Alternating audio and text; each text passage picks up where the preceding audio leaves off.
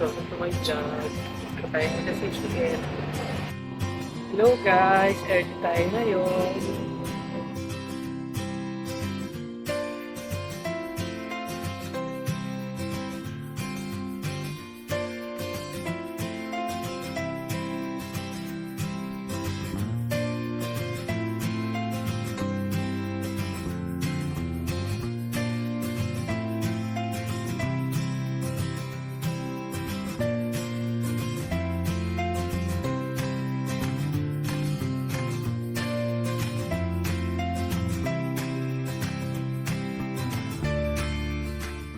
Just do this with me. How many of you learned God's design for sex in your families? Raise your hand.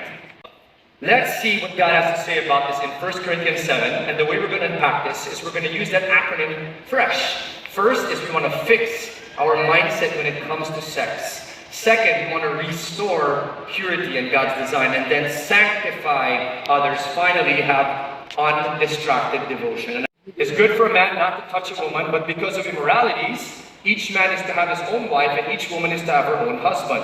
The husband must fulfill his duty to his wife. The wife does not have authority over her own body, but the husband does, and likewise also the husband does not have authority over his own body, but the wife does. What are we seeing here as we look at it fresh? It is actually reported that there is immorality among you, and immorality of such a kind as does not exist even among the Gentiles. Did you hear that?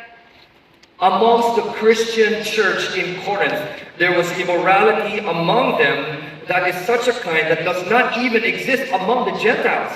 The people who are not Christians are doing all sorts of immorality in the Corinth church, in the Corinthian region, but they were doing things even unheard of. So it was that bad. You know, we're told by scholars that there was not just premarital sex, fornication, adultery, homosexuality, but even polygamy and concubinage. So Paul is now saying, okay guys, I want to speak to this, but after having unpacked this and looking at the body and the purity and how it belongs to the Lord, as Pastor Ricky unpacked for us last week, he says, I want to address specific letters you wrote to me. The things that you wrote, let me unpack this for you. So apparently, they ask questions such as this. Is it good for a man not to touch a woman? And Paul says, yes, it is good for a man not to touch a woman. Why would he say that? As he opens up with this fresh perspective, fixing our sex mindset. Man, his own wife. Wife, her own husband. In other words, what is it saying? The beautiful design of sex, and it's a beautiful design, is supposed to happen in the context of one man, one woman, married. Are you with me? This, in fact, for those that are in marriage, here's a reminder. Paul says the husband must fulfill his duty. Can everybody say duty? Duty to his wife. And the same with the wife to her husband. So when you frame it in this way, Paul is saying it's actually a responsibility you have.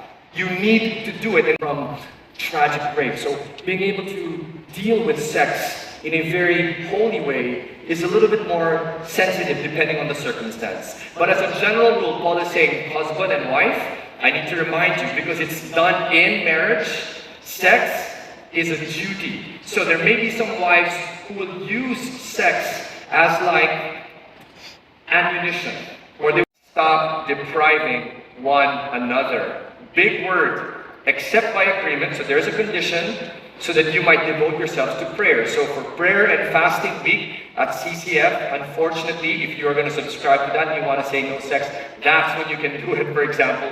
But here's something very interesting. When I looked at the text and I found that this is a real situation even today. Some people, like the very sincere Christians at Corinth, were thinking, dahil ang dami kong dinaanan, sexually, that is so bad and not according to God's design. It's so junky.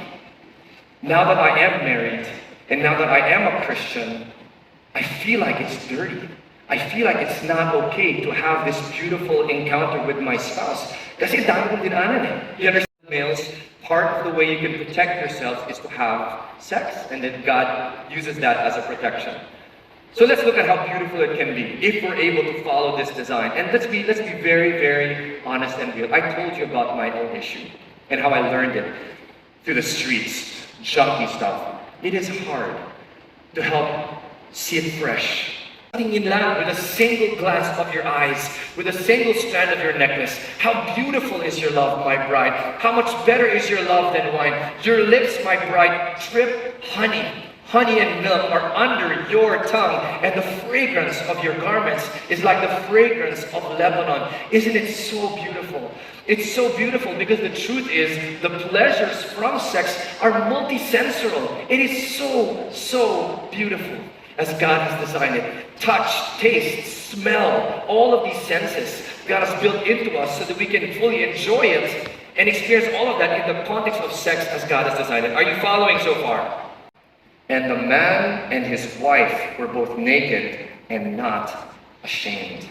Do you know why I love this verse? And I'll be the first to say, as many men here, because we have junk that we bring into our even marriages, it is so beautiful that the reality is when you first come together and you're ready to have sex, it should be like this, naked and not ashamed. Hindi yung parang, naku, baka kasi yung dating kasama niya, the person he had sex with before, looks different, or I'm not sure that it feels right because I had experiences in the past, and I don't know, I feel a little bit ashamed. God's saying, in its beautiful context, you can come together and say, you know what? I'm not ashamed. It's so pure. However, each man has his own gift from God, one in this manner and another in that. But I say to the unmarried and to the widows, it is not good for them if they remain even as I. But if they do not have self-control, let them marry, for it is better to marry than to burn with passion. What is Paul saying here? He says, I wish that all men were even as I myself am. And when we look at this first set here, or this first set of words, parang, is he saying, I want you all to be single like me? Is that what Paul is saying? What do you think?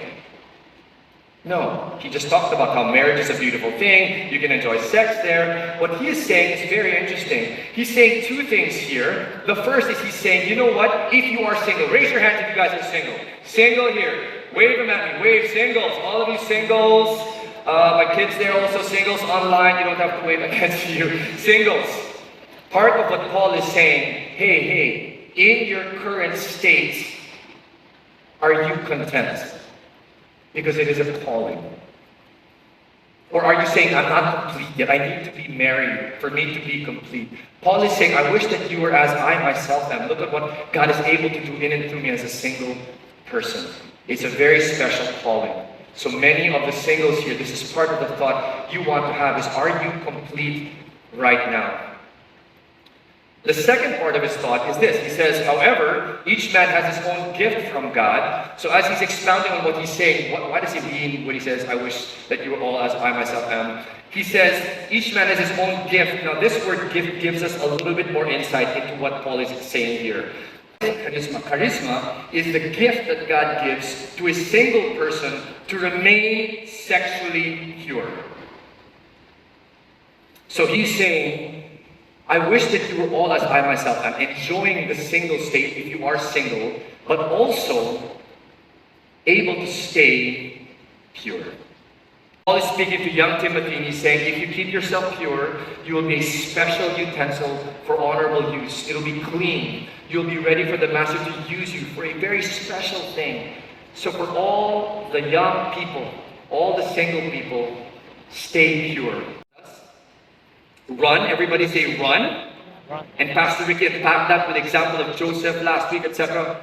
Run from anything that does that. But I found this is a very important practical consideration as well. Enjoy the companionship of those who call on the Lord with pure hearts. Now, what I've seen as very effective also when we look at this is we need to remember we do not journey alone. You don't know what I'm going through. It's a very unique situation. The Bible says, when it comes to purity, no temptation has overtaken you, but such as is common to man. And He's faithful, He will only tempt you, he will not tempt you beyond what you are able, and he'll also provide an escape so that you'll be able to endure it. So I want to just get this elephant out of the room as well. For some of us, to restore purity, we are thinking, I just keep falling into this pornography or this sex with not my wife, all of these different distortions that seem to be acceptable. The next is now S, sanctify others. It's a little bit heavy, so I need you to work with me. Are you guys ready? To the married I give instructions, not I but the Lord, that the wife should not leave her husband. It's very clear. But if she does, she must remain unmarried, or else be reconciled to her husband, and that the husband should not divorce his wife. So very clearly, if we are married, just as a reminder, there is no exit. God hates divorce, he tells us in Malachi 2:16. And Jesus says in Mark 10:9, what God has put together, let nobody put asunder, should not break it up. So clearly, if you're in marriage, do that. Now here's where it gets interesting. But to the rest I say, not to the Lord, that if any brother has a wife who is an unbeliever, someone who's not a Christian, not of the same faith, so you are a man, and you have a wife who's not a believer, and she consents to live with him, it also says, don't divorce.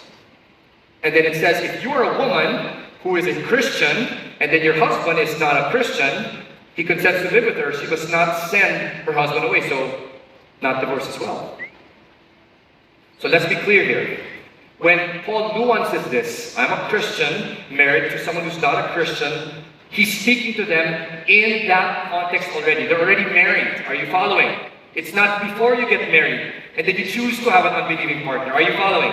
So married guy with an unbelieving partner or not a Christian, or married girl with a non-Christian partner. What should you do? The Bible tells us, fresh lens in case it's not clear, don't leave. Stay. And I'll be careful here because a lot of different situations are happening. There's a lot of hurt in a range of different situations. So I'm just being a messenger of this truth. If you are in this context, as a general guide from the Bible, stay. So the question is why? Why stay with someone who's not of the same faith if I'm already in this context? What if there's something going on? The Bible says something very beautiful. Here's what it says. To elevate the perspective. It says, for the unbelieving husband, and I found this very fresh and refreshing, is sanctified, the Bible says. Sanctified through his wife. And the unbelieving wife is sanctified through her believing husband. So the husband is sanctified, it says, through his wife, and the unbelieving wife is sanctified through her believing husband. What makes them holy by being married to them?